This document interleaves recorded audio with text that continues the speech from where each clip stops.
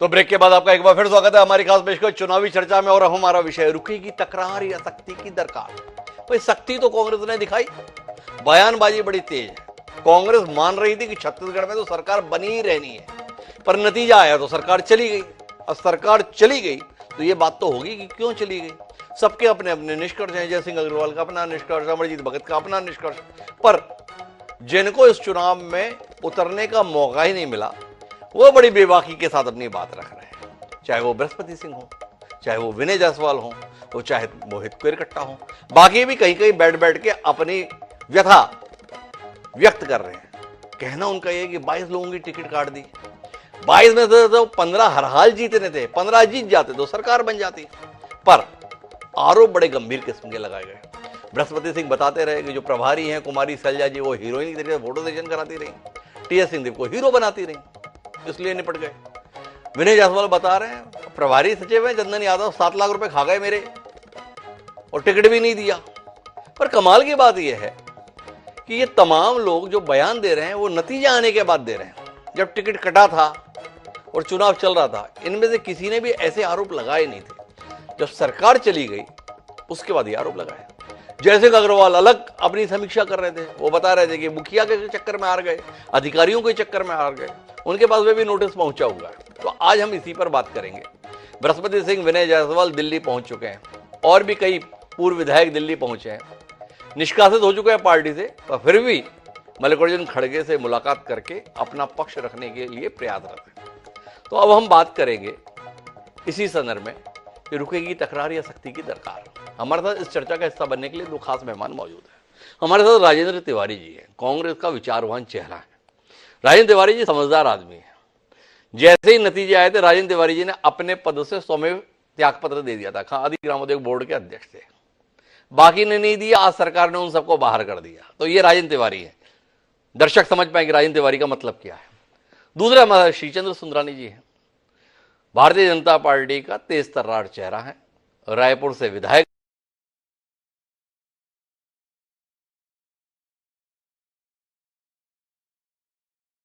Party के संदर्भ। उससे पहले 2 बयान देख लेते हैं जिनके आधार पर राजेंद्र तिवारी जी को थोड़ी सहूलियत रहेगी। कहें तो क्या कहें, अपनों के ही कहे पे क्या कहें। हालांकि वो दोनों अपने नहीं रहे क्योंकि पार्टी ने कल ही उन्हें पार्टी से बाहर कर दिया है, पर फिर भी सुने। जब ये करारी हार हुई है तो हम लोग बहुत दुखी हैं, हम लोग बहुत क्षुब्ध हैं। सभी चैनलों के माध्यम से एक बात बोल रहा हूं कि जब मेरे साथ एक घटना हुई कि बेबीलोन इंटरनेशनल में और सर्किट हाउस में जो प्रभारी सचिव थे चंदन यादव 4 लाख और 3 लाख रुपए मुझसे लिए। अब उस समय जो बात थी कि पार्टी के खर्च हैं और ये है वो है, तो इस बात की जांच होनी चाहिए कि क्या वो पैसे पार्टी के काम में लगे, क्या पार्टी के नहीं। तो इस तरह के जो लोग छत्तीसगढ़ में आके लोकप्रिय सरकार को आज इतनी बुरी स्थिति में लाने के लिए जो जिम्मेदार हैं, इनकी जिम्मेदारी तय करते हुए इसमें जांच होनी चाहिए और इनके ऊपर कार्रवाई होनी चाहिए। कि हमारे राज्य की प्रभारी शैलेजा मैडम वो फिल्मी दुनिया में जैसे हीरो प्रोजेक्ट करते हैं ना, वैसे टीएस सिंह को छत्तीसगढ़ एक हीरो प्रोजेक्ट करने में रह गई और अपने डायरेक्टर बनने की शूटिंग फोटो शूट कराने में रह गई और छत्तीसगढ़ के कार्यकर्ताओं की भाव को समझने का, जनता की भाव को समझने की कोशिश नहीं की। सबसे बड़ी चूक हुई और जिसके कारण उन्होंने डिप्टी सीएम बनाया और उस डिप्टी सीएम ऊपर से बोल के बनवाया और सीसी में मेंबर बना के 22 विधायकों को टिकट कटवाने में कामयाबी हासिल की। इसी का खमियाजा भुगतना चाहिए। 1 मिनट भी राहुल जी हाईकमान को, कांग्रेस हाईकमान को, यहाँ के प्रभारी को और ऐसे जिम्मेवार नेताओं को जो गड़बड़ी किया है कांग्रेस के साथ, उसको तत्काल हटा देना चाहिए। नहीं तो आने वाला 6 महीना बाद लोकसभा चुनाव में खामियाजा फिर से कांग्रेस को भुगतना पड़ेगा। तो राजेंद्र तिवारी जी, इसके आगे का एक बयान और आपकी मदद के लिए मैं सुना देता हूं। मोहित केरकट्टा जी ने बोला है, ये दीपक बैज, इनको तो स्वमेव इस्तीफा दे देना चाहिए। तो एक चंदन यादव की बर्खास्तगी चाह रहा है, दूसरा शैलजा जी और टीएस सिंहदेव की बर्खास्तगी चाह रहा है, तीसरा दीपक बैज का निपटारा चाह रहा है और साथ में ये बता रहा है कि इनको नहीं निपटाया तो पार्टी निपट जाएगी। 2 तो पहले ही निपट गए। क्या देखते हैं किस किस के और निपटने की बारी है। हिमांशु जी, मैंने अपने जीवन में 15 से 20 में स्मरण आता है मुझको 15 से 20 लोकसभा और विधानसभा के चुनाव दोनों को मिलाकर के देखा होगा जी। 3 देखा लोकसभा का और 3 बाई इलेक्शन विधानसभा का भी देखा। जब भी कांग्रेस हारती है तो इस तरह की बातें कुछ लोग खड़े होकर के कहते हैं। अब मैं अभी जिन महानुभाव लोगों पहले बातचीत करना चाहूंगा। आपने कहा था कि पार्टी हार गई इसलिए कर रहे हैं, अगर पार्टी जीत गई होती तो ये इनके सुर कैसे होते। तो हर पार्टी में और हर चुनाव में मैंने ऐसा देखा है कि जिनकी व्यक्तिगत महत्वाकांक्षा की पूर्ति नहीं होती, जो कुंठित होते हैं मेरी दृष्टिकोण से, क्योंकि मैं प्रतिनिधित्व करता हूं साधारण कार्यकर्ता का, जो जिसके ऊपर कैसी बीत रही होगी वही जानता है। बड़ी उम्मीदों के साथ में हम लोगों ने ताना बुना, क्या इसलिए तकदीर ने चुनवाए थे तिनके कि बन जाए नशेमंद तो कोई आग लगा दे। तो इसलिए मैं उन कार्यकर्ताओं की भावनाओं का प्रतिनिधित्व करता हूं कि ठीक है, हाँ हमने काम किया, एक अच्छी सरकार भी चलाई। और ये भी मैं उल्लेखित करके बोलना चाहता हूं कि कोई भी सरकार आएगी हिमांशु जी, वो कांग्रेस की ये जो 5 साल की सरकार रही है उसके ही नक्शे कदम पर चलेगी। वो किसानों के हितों का ध्यान रखेगी, वो आदिवासियों के हितों का ध्यान रखेगी, वो छत्तीसगढ़ के समग्र विकास के लिए काम करेगी। आप देख लीजिएगा कि कैसे यहाँ के गरीब लोगों का आर्थिक स्तर सुधर सके, उस दिशा में ही काम करेगी। और वो अंततः आप देखेंगे कि कांग्रेस का ही रास्ता होगा। अब बात इन लोगों की जो आपने कही, तो अब इनकी महत्वाकांक्षा थी। स्वाभाविक रूप से राजनीति में जो आदमी आता है वो महत्वाकांक्षा से लबरेज होता है। कुछ लोग इतने ज्यादा लबरेज होते हैं कि वो पार्टी की रीति नीति निष्ठा अनुशासन इसको दरकिनार करते हैं। बोली जाती है, ऐसा नहीं कि बोला नहीं जाता। मैं आपको अपना उदाहरण दे रहा हूं। हमारा मंथन शिविर हुआ था और सारे के सारे कांग्रेस के दिग्गज नेता, सारे विधायक, सारे महापौर, सारे विधायक, सारे मंत्रिमंडल के सदस्य सब थे वहां पर। और मैंने आला कमान के एक निर्णय की खुल करके आलोचना की थी। मेरा भाषण हुआ था और वो चूंकि वो निर्णय मुझको लगा कि छत्तीसगढ़ के हितों के विपरीत है, मगर वो कमरे के भीतर की बात थी। पूरे सदन ने मेरा स्वागत किया तालियां बजा करके और हर किसी ने मुझको धन्यवाद दिया। मगर बाहर जब पत्रकार मुझसे मिले तो मैंने कहा वो सदन के भीतर की बात थी, कांग्रेस जनों के परिवार की बात थी, मैं उसको बाहर नहीं बयां कर सकता। ऐसा नहीं कि हम लोग हमारी जो आकांक्षा है, हमारी जो पीड़ा है उसको हम अभिव्यक्त नहीं करते। मगर वसीम बरेलवी का, अब आपके जैसे बहुत विद्वत जन के साथ जब बैठना होता है तो बहुत सारी कुछ और भी बातें याद आती है ना। वसीम बरेलवी का शेर है कि कौन सी बात कहां कैसे कही जाती है, ये सलीका हो तो हर बात सुनी जाती है। ये श्रीमान जी अभी अच्छा एक बात बताओ राजेंद्र तिवारी जी, आपने इस शेर को पढ़ा ही या अपने साथियों को समझाने की कोशिश भी की इस शेर को, या इस शेर को समझ लिया इसीलिए किसी ने समझा दिया कि अब ऐसे बोलना है इसलिए ऐसा बोला जा रहा है? भाई बारी बारी से बयान आ रहे हैं, चुन चुनकर आ रहे हैं, तो क्या माना जाए? ये अनायास हर व्यक्ति अपने आप बोल रहा है या एक सुनियोजित प्रयास चल रहा है कुमारी शैलजा के खिलाफ, टीएस सिंहदेव के खिलाफ, चरणदास महंत के खिलाफ, और इसके लिए ऐसे बयान आ रहे हैं? राजेंद्र तिवारी थोड़ा रोशनी दीजिए ना। जो आपने बात की ना, शेर तो कमाल का था। कोई बात कैसे कहां कब कही जाती है, अगर इसका सलीका हो तो हर बात सुनी जाती है। तो किसी ने बताया कि देखो ये सही समय है, ये बोलो, ऐसा बोलो, इस तरह बोलो, सुना जाएगा। अगर ये किसी के कहने पर ऐसा कर रहे हैं तो फिर मुझे इनकी बुद्धि पे तरस भी आता है। पहली गलती तो उन्होंने ये किया कि सार्वजनिक रूप से इस तरह की बातें कही। और शैलजा जी के मामले में अभी आपने उनके नाम का उल्लेख किया, मुझको सार्वजनिक रूप से ये कहने में कोई दिक्कत नहीं। मुझको उनके साथ बैठने का और घंटों चर्चा करने का मौका मिला।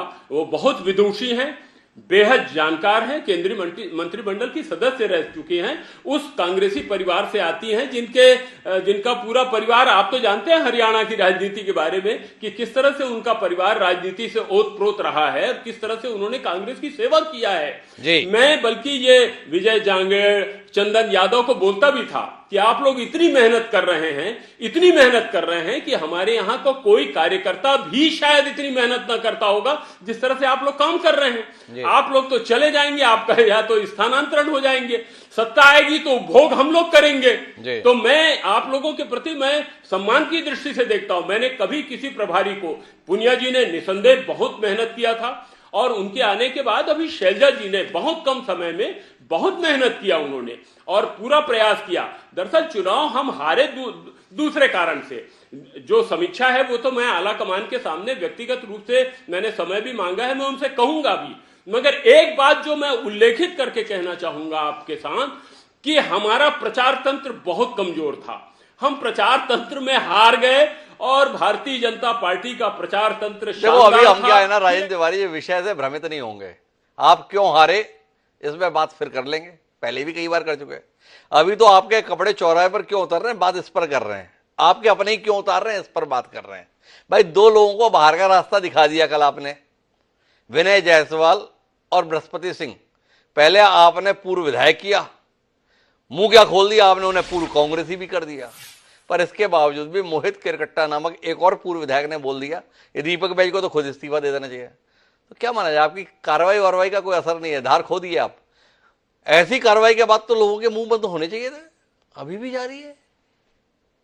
जब आपकी व्यक्तिगत महत्वाकांक्षा, आपकी पार्टी की रीति नीति अनुशासन और उसके प्रति जो समर्पण होता है उससे ऊपर उठ जाए तो इस तरह के वक्तव्य आते हैं। तमाम कार्यकर्ता हैं जिन्होंने टिकट के लिए आवेदन किया, उनको टिकट नहीं मिली, आपको तो मौका मिला था। दरअसल सत्ता जाने का जो दुख होता है ना, तो उसको वही लोग महसूस करते हैं जो उसका स्वाद चखे होते हैं। तो अब ये विधायक रह चुके हैं, स्वाभाविक रूप से महत्वाकांक्षा थी कि फिर से विधायक बनते। मगर मुझको ये भी बात है, टिकट काटने की जहां तक बात है, 2013 का मुझको स्मरण आ रहा है। सीपी जोशी साहब थे हमारे स्क्रीनिंग कमेटी के चेयरमैन, उन्होंने 22 लोगों की लिस्ट रख दी थी नंद कुमार जी पटेल के साथ यात्रा में। वो लिस्ट दिखाई थी मुझको नंद कुमार जी दिवंगत, जिन्होंने अब शहीद का दर्जा है उनको, और कि ये 22 लोगों की टिकट काटी जा रही है। मगर सारे के सारे नेता जाकर के राहुल जी के पास खड़े हो गए थे कि अगर 22 लोगों की टिकट कटेगी तो बहुत दिक्कत हो जाएगी हम लोगों को।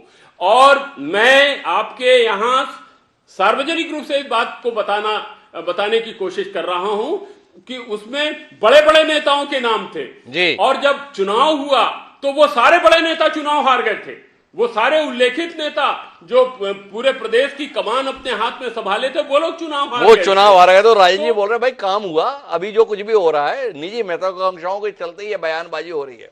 पर ये निजी बयानबाजी से कितना आनंद आ रहा है श्रीचंद जी, क्या देख रहे हैं आप इसके अंदर, अपनी कितनी संभावना देख रहे हैं और इससे क्या कुछ सीख पा रहे हैं? दोनों बातें जानने में दिलचस्पी है।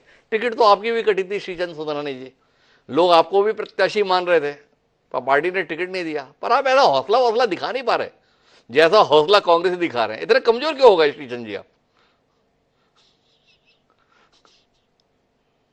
हिमांशु जी, हमारी पार्टी के अपने संस्कार है। हमारी पार्टी ने कभी बाहर जाके बात करने का शिक्षा नहीं दी। यहाँ कांग्रेस का अंदरूनी मामला है जितना भी ये बात कर रहे हैं। लेकिन निश्चित रूप से मैं एक बात कहूंगा आदरणीय हिमांशु जी कि कांग्रेस एक है, चाहे वो दिल्ली की बात करें या पूरे देश की बात करें या छत्तीसगढ़ की बात करें, जिस प्रकार संतरा खुल जाता है तो अलग अलग फांकों में बढ़ जाता है, उसी प्रकार कांग्रेस की आज छत्तीसगढ़ में स्थिति देखने को मिल रही है, जो हमेशा का एक कांग्रेस का चरित्र रहा है। भ्रष्टाचार के कंठ में डूबी कांग्रेस, संगठन भी अछूता नहीं रहा। जिस प्रकार के आरोप लग रहे हैं कि चंदन यादव जी पे लग रहे हैं, शैलजा जी पे लग रहे हैं, टीएस सिंहदेव बाबा पे लग रहे हैं, चरणदास महंत जी पे लग रहे हैं, डायरेक्ट इनडायरेक्ट पूर्व मुख्यमंत्री भूपेश बघेल जी पे लग रहे हैं, तो जो कांग्रेस का चरित्र है वही सामने दिख रहा है। अनुशासन नाम की चीज कांग्रेस पार्टी में कभी रही नहीं। भारतीय जनता पार्टी में आपने मुझे कहा, निश्चित रूप से मुझे भी पीड़ा हुई होगी जब टिकट कटा होगा, लेकिन मैंने पार्टी ने मुझे जो आदेश किया मैंने पार्टी के आदेश का पालन किया, क्योंकि इसी पार्टी ने तो हमको पहचान दिया आदरणीय हिमांशु जी, जिस पार्टी के हम सदस्य हैं उस पार्टी ने ही हमको विधायक बनाया, पार्षद बनाया, रायपुर विकास प्राधिकरण का उपाध्यक्ष बनाया। तो आगे भी भारतीय जनता पार्टी का हमेशा हमारे लिए माँ के समान होती है, दल को अरे हमेशा वो तो माँ के ठीक रूप है, में। आपके लिए माँ के समान होती है, पर ये जो सब कुछ बयानबाजी हो रही है इसमें आपका कितना हाथ है, ये जानने में सुंदरानी जी बड़ी दिलचस्पी है। क्या है, लोकसभा चुनाव निकट है, ये कांग्रेस में जितने भी सताए हुए लोग हैं या अपने को सताया हुआ महसूस करने वाले लोग हैं, इनको कितनी हवा दे रहे हैं आप कि ऐसे बयानों के साथ में जरा अपने आप को दिखाए रहो। देखिए हिमांशु जी, हमको हवा देने की जरूरत ही नहीं है। जो खुद मौत के मुंह में जाने के तैयार बैठे हो उनको हम हवा क्या देंगे। निश्चित रूप से पतन की ओर खुद जा रहे हैं, पतन इनका सुनिश्चित है। एक पतन हो चुका, 71 का बहुमत था, उस घमंड में चल रहे थे, कहीं न कहीं मदमस्त हाथी पे सवार थे, सत्ता चली गई, अब आरोप प्रत्यारोप कर रहे हैं अपने एक दूसरे के। सुंदरानी जी एक मिनट रुकिए, तो हमें आप इतने निर्मम कब से हो गए शीतल सुंदरानी जी? आप स्वयं बता रहे हो कि देखो ये अपने मौत के मुंह में जा रहे हैं और आप केवल देख रहे हो, रोक नहीं रहे। आपके अपने साथी लोग मौत के मुंह में जा रहे हो और शीतल सुंदरानी जी आप मस्त तमाशा देख रहे हो। इतने निर्मम आप क्यों हो गए? क्यों आप नहीं समझा रहे भाई ऐसा मत करो, ये ठीक नहीं है, इससे नुकसान हो जाता है, इससे जान जा सकती है, ऐसा आप क्यों नहीं कर रहे शीतल जी? जी समझाने से क्या कांग्रेस पार्टी के लोग समझेंगे, और हम क्यों समझाएंगे? हम एक उनके कांग्रेस के विरोधी दल के रूप में हैं। वो कांग्रेस के अंदर में क्या तमाशे हो रहे हैं, कांग्रेस के बाहर क्या कांग्रेस के तमाशे हो रहे हैं, इससे भारतीय जनता पार्टी को क्या लेना देना। अगर लोकसभा चुनाव सामने है तो भी भारतीय जनता पार्टी ने जब भूपेश बघेल के सरकार में रहते हुए मुकाबला कर लिया और 71 से 35 पे लाके छोड़ा, तो निश्चित रूप से हिमांशु जी मैं दावे के साथ कह सकता हूं कि हम 11 की 11 लोकसभा सीट जीतेंगे। इनके दीपक बैद जी भी नहीं जीत पाएंगे अभी। देखो शीतल सुंदरानी जी कितनी मासूमियत से बोल रहे हैं, हमें इनके यहां से क्या लेना देना। राजन जी आप मानते हो शीतल जी इतने ही शरीफ आदमी है, इनको आपके यहां से कोई लेना देना नहीं होता है, क्या बोलते हो राजन जी? नहीं, इनको पूरा लेना देना होता है जैसे हमको इनसे लेना देना होता है। तो एक दूसरे के साथ वो संबंध रहते हैं। मगर एक बात मैं कहना चाहूंगा हिमांशु जी, इन्होंने बड़ी अनुशासन की बात और पाठ पढ़ाने की कोशिश की, आपको भी और मुझको भी जी। मगर एक बात मैं ध्यान रखूं, जितने भी भारतीय जनता पार्टी आज दिखाई दे रही है इनमें एक भी नेता नंद कुमार जी साय से ज्यादा वरिष्ठ नहीं है जी, और नंद कुमार साय से ज्यादा समर्पण नहीं होगा किसी का उस पार्टी के लिए।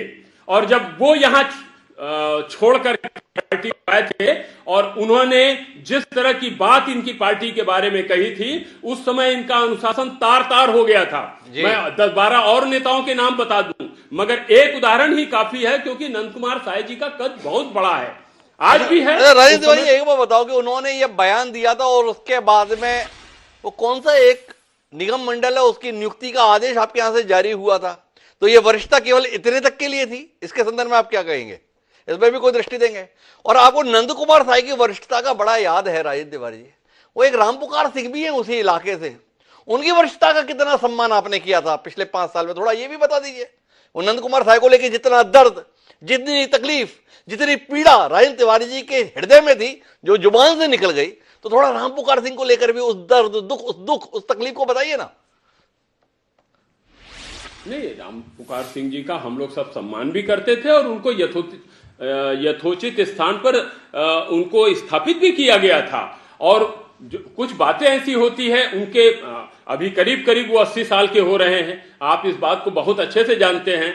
तो स्वास्थ्य और अब उस बारे में ज्यादा वो क्या है, नंद कुमार साय की उम्र का पता है आपको? रामपुकार सिंह की उम्र आपको याद रह गई, वो नंद कुमार साय की भी उम्र आपको याद है कि नहीं है?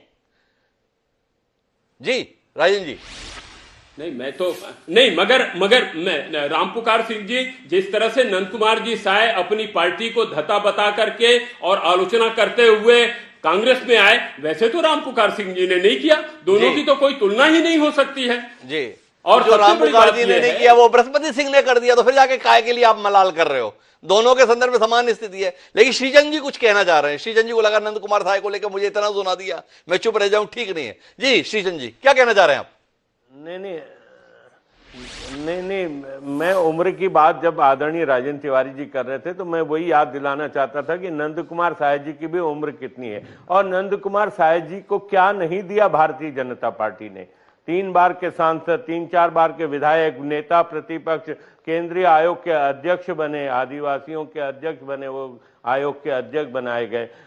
तो निश्चित रूप से हर अवसर पे नंद कुमार साय जी को सम्मान इस भारतीय जनता पार्टी ने दिया। प्रदेश का अध्यक्ष बनाया, संयुक्त मध्य प्रदेश भारतीय जनता पार्टी का अध्यक्ष बने, तो लगातार तो उनको पर बहरहाल हमारा विषय भी नंद कुमार साय थोड़ी है, राजेंद्र तिवारी थोड़ी आपके संदर्भ में चिंता है। चिंता यह कि कल फिर कौन सा बयान आने वाला है। तो विषय ये था कि भाई ये तकरार रुकेगी क्या और सख्ती की दरकार है। वो जयसिंह अग्रवाल जी को भी नोटिस दिया हुआ है, तो जयसिंह जी थम जाएंगे या उनको भी आप बाहर का रास्ता दिखाएंगे। वो मोहित केरकट्टा ने भी बयान दे दिया, दीपक बैज का इस्तीफा मांगा है, या अध्यक्ष का इस्तीफा मांगना कहीं बर्खास्तगी का विषय तो नहीं हो जाएगा। तो आपसे जानना चाहते हैं, और ये दिल्ली गए हैं, खड़गे जी से इन्हें समय मिलेगा या नहीं मिलेगा पूर्व कांग्रेसियों को? अब ये तो खड़गे जी तय करेंगे, मगर आपने जयसिंह अग्रवाल जी का नाम लिया। जयसिंह अग्रवाल जी ने सार्वजनिक रूप से कोई बात नहीं की। उन्होंने कांग्रेस की जो इंटरनल मीटिंग थी उस बैठक में उन्होंने कुछ बातें रखी। अब वो अखबार में विभिन्न प्रकार से छपा और उसको लेकर के उनको नोटिस नहीं दी गई, उनसे स्पष्टीकरण मांगा गया है और उस स्पष्टीकरण के साथ ही उनका जो उत्तर होगा उससे प्रदेश कांग्रेस कमेटी निर्णय लेगी। थोड़ा समझाइए, स्पष्टीकरण क्या होता है और नोटिस क्या होता है? क्या हमें लगा कि बृहस्पति सिंह को भी पहले नोटिस दिया था, वो स्पष्टीकरण था कि आप स्पष्ट करें। उन्होंने जवाब दिया, जवाब से संतुष्ट नहीं हुए तो बर्खास्तगी के संदर्भ में, निष्कासन के संदर्भ में आदेश हो गया। तो थोड़ा बता दें क्या अंतर है। हम तो ये माने भाई समान रूप से व्यवहार हो रहा है, जो बयान दे रहा है पार्टी उसके संदर्भ में समान रूप से व्यवहार कर रही है। तो आप ये बता रहे जयसिंह जी के साथ व्यवहार अलग है, बृहस्पति जी के साथ, विनय जायसवाल जी के साथ में व्यवहार अलग है, ऐसा है क्या? नहीं, इन लोगों ने कैमरे के सामने सार्वजनिक रूप से इंटरव्यू देते हुए ये बात कही। जयसिंह के संदर्भ में दूसरा प्रकार का मामला है। जयसिंह से मेरी लंबी बात हुई, मैंने पूछा तो उन्होंने अपनी बात बताई, तो मैंने कहा बहुत अच्छा है, यही उत्तर लिख करके आप प्रदेश कांग्रेस कमेटी को दे दीजिए। क्योंकि उन्होंने मुझसे कहा कि मैं कांग्रेस का निष्ठावान कार्यकर्ता हूं, मैं कांग्रेस के प्रति मेरा समर्पण रहा है, मैं सार्वजनिक रूप से इस तरह की बात नहीं करूंगा। जो बात हुई थी एक कमरे के भीतर हम लोगों की आपस की बात हुई थी, तो ये बहुत स्पष्ट। एक और बात बता दीजिए, ये विनय जायसवाल, बृहस्पति सिंह, मोहित केरकट्टा और वो 12-14 पूर्व विधायक जो इकट्ठे हुए, वो कांग्रेस के क्या है? भाई आपने जयसिंह जी का तो बताया कि वो पार्टी के निष्ठावान कार्यकर्ता है। ये 12-14 लोग क्या हैं? कांग्रेस की जड़ों में मठा डालने वाले, या ये भी निष्ठावान कार्यकर्ता है? भाई अपनी तरह से खाद पानी देते हैं पार्टी को। नहीं, ये 12-14 जो हैं जिनको निष्कासित कर दिया गया है उनकी बात मैं नहीं करता। बाकी सारे लोग कांग्रेस के निष्ठावान लोग हैं, वो अपनी पीड़ा, अपनी बात रखने के लिए आला कमान के पास गए हुए हैं, और यही तो तरीका होता है। अगर आपको किसी प्रकार की कोई शिकायत है, कोई आपके मन में कोई पीड़ा है, आपको दुख पहुंचा है, या जिसके कारण कांग्रेस को नुकसान पहुंचा है, उस बात को आप पहुंचाने का काम आलाकमान तक कीजिए। वही करना चाहिए। जिसको भी शिकायत है वो आलाकमान से सीधा बात करे, प्रदेश कांग्रेस कमेटी से बात करे। तो बृहस्पति सिंह और विनय जायसवाल को तो छोड़ दीजिए, बाकी सब निष्ठावान कार्यकर्ता है। तो मोहित केरकट्टा राजेंद्र तिवारी जी के अनुसार निष्ठावान कार्यकर्ता की सूची में ही है ना सर? जी राजेश जी। नहीं, मोहित केरकट्टा ने क्या कहा है अभी प्रदेश कांग्रेस कमेटी ने उसके मामले नहीं, क्या निर्णय लिया है प्रदेश कांग्रेस कमेटी उनको नोटिस देती है या स्पष्टीकरण मांगती है, जो भी बात है, उसके बाद उनका क्या जवाब आता है। कई बार ऐसा भी होता है कि हम 10 प्रकार की विभिन्न स्थितियों और मानसिक परिस्थितियों से गुजर रहे होते हैं। किस मानसिकता में, किस परिस्थिति में और किस वातावरण में कौन क्या बोलता है, वो फिर उसका मूल्यांकन तो बाद में किया जाता है। अच्छा चलिए अब निर्णायक बातचीत पे आए, कितना ऐसे खींचेंगे राजेंद्र तिवारी जी? कुल मिलाकर देख क्या रहे हैं, थम जाएगा अब ये चीरहरण जो सार्वजनिक रूप से पार्टी की इज्जत का करने की कोशिश पार्टी के ही कार्यकर्ता कर रहे हैं? किसी दुशासन की जरूरत नहीं पड़ रही। पता चला पांडवी द्रौपदी का चीरहरण करने के लिए आमदा हो गए। कमोबेश ऐसा दृश्य देखने को मिल रहा है, तो रुक जाएगा अब? अपनी पार्टी की साख, प्रतिष्ठा, इज्जत बचाने के लिए आपके अपने लोग समझ जाएंगे, जान जाएंगे, उम्मीद करें? या राजेंद्र जी को लगता है अभी तमाशा और चलेगा भाई? इतनी जल्दी रुकने वाला नहीं है। बड़ा दर्द अंदर भरा हुआ है, फूटेगा। जो कांग्रेस के प्रति निष्ठावान है, जो कांग्रेस की रीति नीति में रचा बसा है, जिसकी आस्था है गांधी परिवार के प्रति, कांग्रेस की नीतियों के प्रति, अगर ऐसा कार्यकर्ता कुछ बोलता है तो ये उसका दायित्व है, नैतिक दायित्व है कि अपनी पीड़ा को वो व्यक्तिगत रूप से अभिव्यक्त करे। अगर सार्वजनिक रूप से वो अभिव्यक्त कर रहा है तो इसका मतलब है कि वो अपनी व्यक्तिगत कुंठा को उजागर करने का काम कर रहा है। और ऐसे लोग, हमको नहीं है ऐसे लोगों की जरूरत जो कांग्रेस की सार्वजनिक रूप से आलोचना करते हैं, कांग्रेस की रीति नीति और कांग्रेस के निर्णय की आलोचना करते हैं। सार्वजनिक रूप से ये शब्द इस्तेमाल कर रहा हूं, नहीं है हमको। जितने लोग हैं कांग्रेस के लिए समर्पित हैं। राजन जी ने मेरे सवाल का सही उत्तर नहीं दिया भाई दोस्तों। राजन जी से मेरा सवाल था कि भाई अब रुक जाएगा, अभी चलेगा। राजन जी हमें ऐसे लोगों की जरूरत नहीं है, ऐसा नहीं होना चाहिए। पर राजन जी हमें ये नहीं कह रहे। फिर से राजन जी पूछ ले रहा हूं आपसे, रुक जाएगा अब कि अभी ये तमाशा और चलेगा? सवाल ये था, इसके विषय में बताइए ना। ये चाहिए, कौन कहेगा कि हमें ऐसे ही चाहिए कि हमारे चौराहे पे चीर हरण हो? पर राजन जी ये बताओ कि रुकेगा या अभी चलेगा? अब मैं उसको कहना चाहता हूं, प्रदेश कांग्रेस कमेटी ने स्पष्ट किया है, प्रदेश कांग्रेस कमेटी के अध्यक्ष से बात हुई है, यह तत्काल रुकना चाहिए और कांग्रेस का प्रत्येक कार्यकर्ता उस निर्देश को मानने के लिए बाध्य है। जो नहीं मानेगा, हम ये मान करके चलेंगे वो अनुशासनहीनता कर रहा है और उस पर यथोचित कार्रवाई की जाएगी, ये निश्चित है। इसलिए सभी कार्यकर्ताओं को यह संदेश है कि जो बात बोलना है पार्टी के भीतर आप बात करें, पत्र लिखें आला कमान को और अपनी अभिव्यक्ति प्रस्तुत करें। सार्वजनिक रूप से कही गई कोई भी बात। तो राजन जी ने अपनी व्यथा व्यक्त करने का तरीका बता दिया। भाई मुंह से मत बोलो, पत्र लिखो, आला कमान को सीधे भेज दो, मीडिया में लीक मत कर देना, नहीं तो फिर कहानी वही की वही हो जाएगी। ऐसा भी राजन जी ने बताया। पर एक आखिरी सवाल श्रीचंद सुंदरानी जी आपसे, आपने तो बता दिया हम तो दर्शक हैं भाई, कुछ नहीं करते। पर कुल मिला के जानना यह है, आग लगी हुई है, हवा और तो नहीं देंगे या वाकई देखते रहेंगे? क्या आपकी बात में भरोसा कम हो रहा है कि आप केवल देखते रहेंगे? ऐसा कैसे संभव है? प्रतिद्वंदी के घर में आग लगी और आप हवा ना दो। श्रीजन जी सच बताओ, क्या करोगे? मैं आदरणीय हिमांशु जी, आदरणीय राजेंद्र तिवारी जी की एक बात का थोड़ा सा खुलासा चाहता हूं। उन्होंने जयसिंह अग्रवाल जी के बारे में कहा कि उन्होंने एक बंद रूम में कुछ बात कही और जो बात अखबारों में छप गई या इलेक्ट्रॉनिक मीडिया में आ गई। मतलब उन्होंने बातें तो कही थी लेकिन उन बातों का कभी खंडन भी नहीं किया। मतलब उन्होंने अपनी कही हुई बात की पुष्टि तो लगभग हो गई, जिसके आधार पर उनको नोटिस भी दिया गया। तो ये कांग्रेस की संस्कृति है। जहां तक भारतीय जनता पार्टी का सवाल है तो निश्चित रूप से अगर इनके घर में आग लगी है तो हम बुझाने जाने वाले तो नहीं है। ये अपनी आग को खुद ही बुझाएंगे। जब खुद नहीं जा पा रहे तो भारतीय जनता पार्टी क्यों बुझाने जाएगी? देखो भाई, ऐसा है कि हमने श्रीचंद सुंदरानी जी से पूछा था, आग लगी हुई है, क्या करोगे? केवल देखोगे या हवा दोगे? जयसिंह जी पर उन्होंने टिप्पणी करके बता दिया, जितनी हो सकेगी उतनी हवा देंगे। बहरहाल देखना यह है कि कांग्रेस अपने घर में लगी हुई आग को बुझाती कैसे है। श्रीचंद सुंदरानी जी प्रतिद्वंदी दल में वो अपना काम कर रहे हैं, पर राजन जी और उनकी पार्टी के बाकी जिम्मेदार नेता क्या अपना काम कर पाएंगे? और जो तमाम दिग्गज राजनेता प्रदेश में हैं, चाहे वो भूपेश बघेल हैं, दीपक बैज हैं, चरणदास महंत है, टी.एस. सिंहदेव हैं, धीरेन्द्र साहू हैं, सत्यनारायण शर्मा, ये सब लोग मिल बैठकर क्या अपनी पार्टी की इस वजीयत को रोकने के लिए कोई साझा प्रयास करेंगे? ठीक वैसे ही साझा प्रयास जैसा चुनाव में जीतने के लिए कर रहे थे। सवाल आने वाले समय में इसका उत्तर मिलेगा। लेकिन आप दोनों मेहमानों को बहुत बहुत धन्यवाद हमारे साथ इस दिलचस्प राजनीतिक चर्चा का हिस्सा बनने के लिए। आज के इस कार्यक्रम में इतना ही। मुझे दीजिए सादा प्रणाम।